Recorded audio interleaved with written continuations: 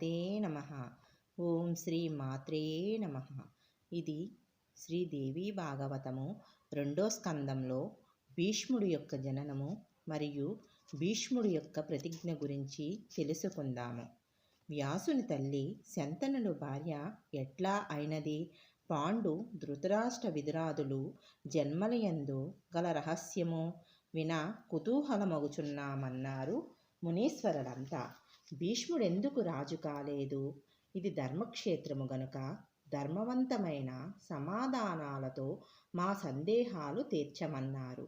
సంతోషించిన సూతుడు వారి సందేహాలకు జవాబులివ్వసాగాడు. మునులారా, ఇక్ష్వాకు వంశంలో మహాభీష్ముడనే రాజు కలడు. 100 వాజపేయ యాగాలు, 1000 అశ్వమేధాలు చేసి ఇంద్రుణ్ణి మెప్పించాడు. ఆయన అనుగ్రహం వలన స్వర్గంలో స్థానము కైవసము చేసుకున్నాడు. ఆయన బ్రహ్మలోకమునకు వెళ్ళాడు. గంగాదేవి అక్కడే ఉన్నది. గాలికి గంగాదేవి బయట తొలగింది. దేవతలందరూ పెడముఖాలు పెట్టారు.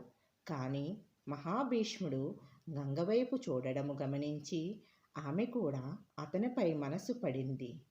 ఒకరినొకరు ప్రేమచూపులు చూచుకోసాగారు. ఆ కామము చూపులకు ప్రభావం వలన వారిద్దరూ బ్రహ్మసభ నుండి భూలోకంలో మానవులై పుట్టమని శాపమిచ్చాడు బ్రహ్మదేవుడు.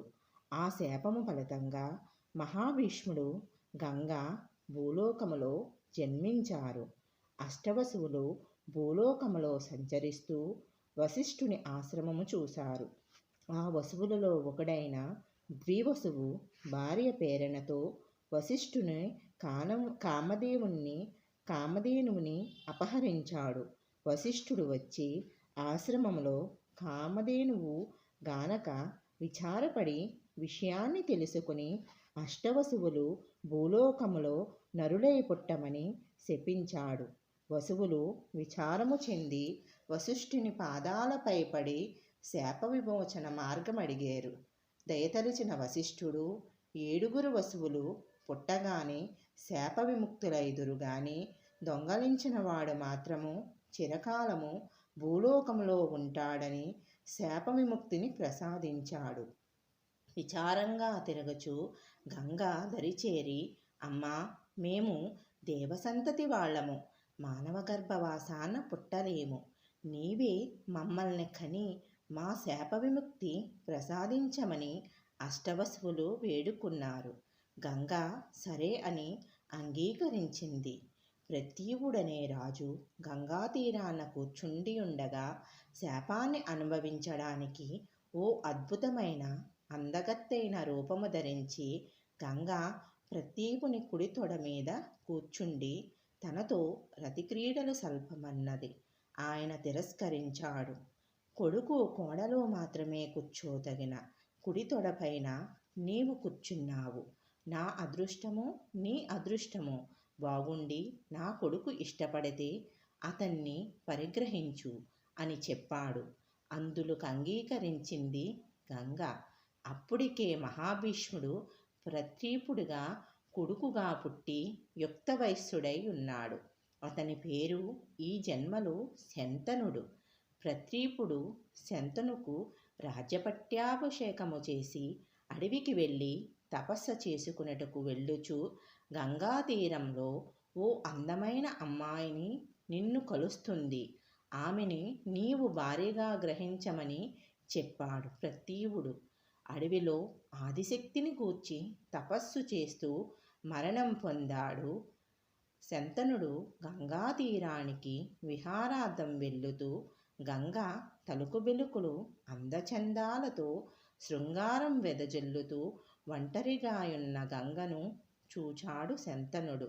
ఆమె ఎవరో అతనికి అర్థం కాలేదు. కానీ ఆమెను చూడడంతో ప్రేమించాడు. గంగా శంతనుడిని మహాభీష్ముడిగా గుర్తించి పాత ప్రేమ గుర్తించి పులకించిపోయింది. ఆమెను పెళ్లాడమని కోరాడు శంతనుడు. గంగ నవ్వింది. కానీ నాకు కొన్ని నియమాలున్నాయి. నేను ఏమి చేసినా నీవు అడ్డు చెప్పకూడదు. అనిష్టమైన మాటలు ఏవి చెప్పరాదు. నా చరిత్ర అడగకూడదు. అందుకు ఇష్టమైతేనే నీతో ఉంటాను అని గంగ అన్నది. శంతనుకి తండ్రి మాటలు జ్ఞాపకం వచ్చి సరే అన్నాడు. గంగా శంతనులు ప్రేయసీ ప్రియురాలై రాత్రింబవళ్ళు రతిసుఖం అనుభవించారు. గంగ గర్భవతి అయ్యి కుమారుని కన్నది. పురిటికందుకు అలాగే ఎత్తుకెళ్ళి గంగా నదిలో పారవేసింది. ఆ దృశ్యం చూచి బాధ అనిపించినా తమ సమాగమము పూర్వము నియమాల మేరకు నిశ్శబ్దంగా ఉండిపోయాడు. కొంతకాలానికి ఆమె తిరిగి గర్భధారణ చేసింది. మగబిడ్డను కని వాణ్ణి కూడా గంగపాలు చేసింది. ఇట్లు 7 బిడ్డలు ఏటుపాలైపోయారు. ఆమె చేతిలో 8వ కూడా మగబిడ్డనే ప్రసవించింది. గంగవాణ్ణి కూడా ఎత్తుకుని బయలుదేరుతున్న గంగకు అడ్డుగా నిలిచాడు శంతనుడు. ఇప్పటికీ 7 చంపావు, అయినా నేను నీకు అడ్డు చెప్పలేదు. వీణ్ణైనా బ్రతకని, లేకపోతే నా వంశం నిలబడదు అన్నాడు శంతనుడు. ఆమె నవ్వింది. రాజా, నియమాన్ని తప్పావు. నీ ఈ కొడుకుకేమీ ప్రాణాభయం లేదు. ఇంతటితో నీ నుండి సెలవు తీసుకుంటున్నాను. వెళ్లే ముందు అసలు విషయం చెబుతున్నాను విను. నేను గంగను. వశిష్ఠుని శాపం వలన పుట్టిన 7 వసువులను ఏటికి బలి చేశాను. 8వ వాడైన ద్విడు చిరకాలమూ బ్రతకాలి. వీణ్ణి చంపను. నేను పెంచి పెద్ద చేసి సమయం వచ్చినప్పుడు నీకే ఇస్తాను అని చెప్పి శిశువుతో సహా వెళ్ళిపోయింది గంగ. ఆ పసిబిడ్డను పెంచి పెద్దవానిగా చేసి వేదాంతంగా మహద్ధనుర్ధార్థంగా తీర్చిదిద్దింది. శంతనునికి అప్పగించింది గంగ. ఈ ఘట్టాన్ని చదివినవారు, విన్నవారు పుణ్యాత్ములగుదురు. దేవీ భాగవతము పవిత్రమైనది. వ్యాసుడు వేదసారాంగాన్ని మదించి తీసిన సుధారసము దేవీ భాగవతము. గంగకు శంతనుడికి కలిగిన పుత్రుడి పేరు దేవవత్రుడు. దినదిన ప్రవర్తమానంగా పెరుగుచున్నాడు. శంతనుడు తొలి భార్యావియోగ బాధ, కొంత పుత్ర సాంగత్యంలోనూ మరికొంత వేటలోనూ మరిచిపోయి మామూలు మనిషి అయ్యాడు.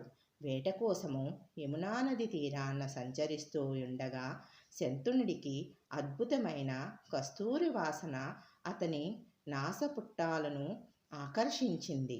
వాసన వస్తున్న వైపు వెళ్ళగా సత్యవతి కనిపించింది. ఆశ్చర్యపోయాడు. అది దివ్యమైన కస్తూరి పరిమళం. ఆ సుగంధం పూల నుండి కాదు, యోచన గంధి నుండే వచ్చుచున్నది. ఆమె సౌందర్యానికి ముగ్ధుడయ్యాడు. ఆమె యవ్వనము కనుదోయకి వింతైన సౌందర్యం అతనిలో కామమును మేల్కొల్పినది. తనను వివాహమాడమని కోరాడు. రాజా, నేను జాలర కన్యను, దశరాజు కూతుర్ని, తండ్రి చాటు బిడ్డను. వెళ్ళి మా తండ్రిని అడుగు. అది సత్యవతి దశరాజు వద్దకు వెళ్ళి సత్యవతిని తనకివ్వమని కోరాడు. దశరాజు రాజుతో సంబంధం తగదని ముందు సందేహించిన రాజా, నా కూతురు కడుపున పుట్టినోళ్ళకి నీ తర్వాత రాజ్యం రావాలి. అందుకే నీకిష్టమైతే నా కూతుర్ని ఇప్పుడే ఇచ్చి పెండ్లి చేస్తాను అని అన్నాడు. దశరాజు ఆలోచనలో పడ్డాడు. శంతనుడు దేవవత్రుడు రాజు కాబోయే సమయంలో ఇతన్ని కోరిక అసాధ్యమైనదని భావించి నిరాశ నిహృహాలతో ఇంటికి దారిపట్టాడు.